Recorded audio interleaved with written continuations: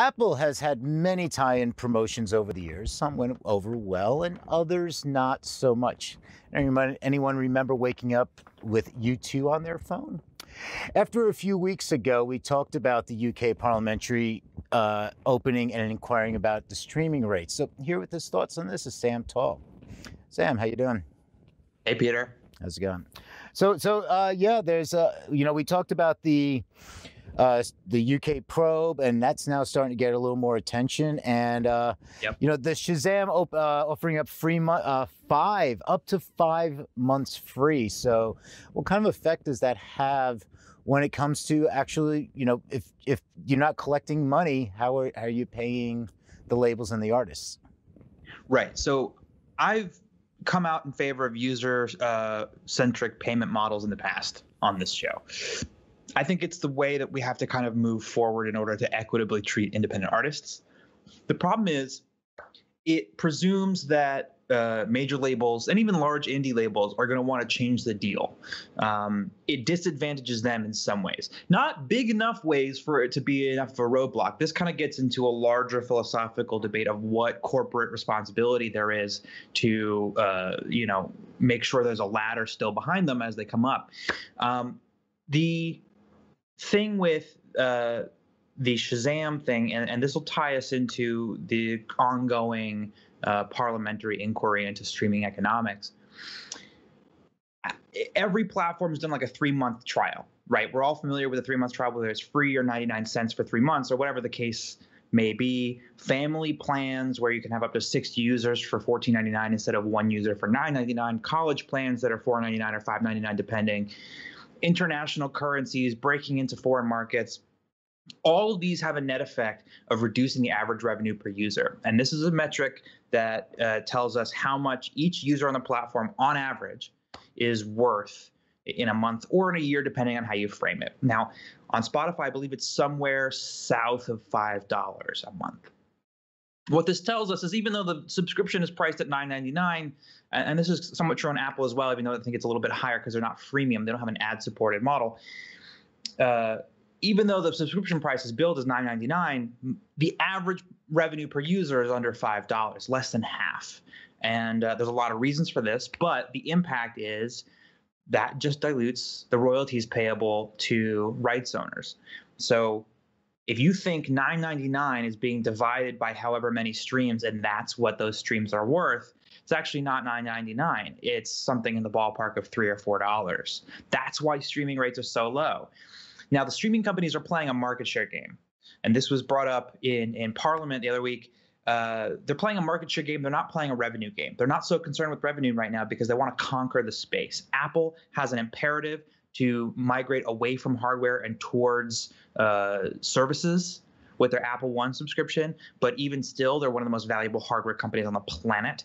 And so they still have to mind that business. Amazon obviously can throw any money in the world at any problem they want and find some level of success. Spotify's fighting to survive, and in order to do that, they need to keep the largest number of subscribers, and they don't need to necessarily concern themselves with revenue. They make a few $1 billion a year. They're hunky-dory.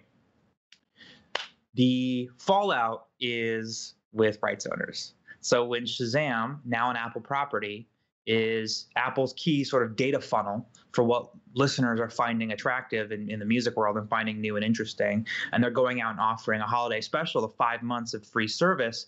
Well, Apple's committed in the past, when they launched, they committed to paying for trial streams. Previously, they said like, oh, well, it's free users. We're not going to pay for their streams because we're not making any money on those streams. And then they kind of reverted course. And I think Taylor Swift was part of the conversation of that at the time. They're going to pay for those streams, but those users aren't contributing to the bucket. So they're just diluting the overall level of revenue. And this is why user-centric payment models are so important. My contribution to the Spotify ecosystem as a Spotify user is diluted by the people who are on free trials.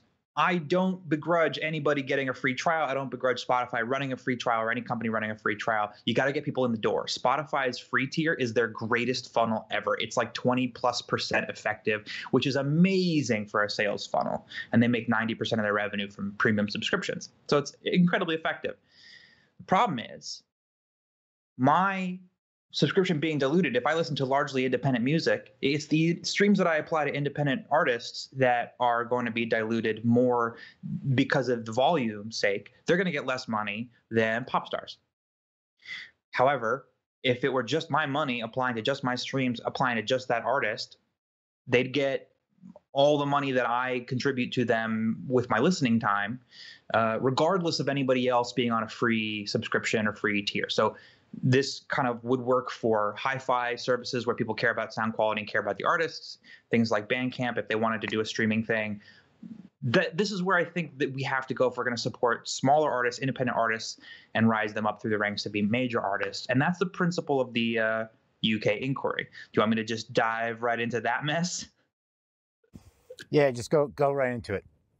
So what happened was basically a bunch of artists, as well as some industry experts, lawyers, pundits, things like that, speaking to members of the House of Commons about the idea that what artists need right now in order to survive, especially as the streaming entertainment continues to grow, is this thing called equitable remuneration, which is a concept that basically just says it's not fair for artists to be last at the table to get served.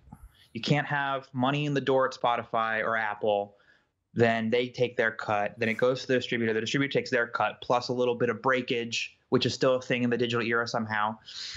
And then it goes down to the label, who obviously have costs. And then, but I wager to say probably not 80 to 85%, worth of the costs, especially when they're recouping to the artists based on 15 to 20 to 25% artist royalty and not 100% of revenues received.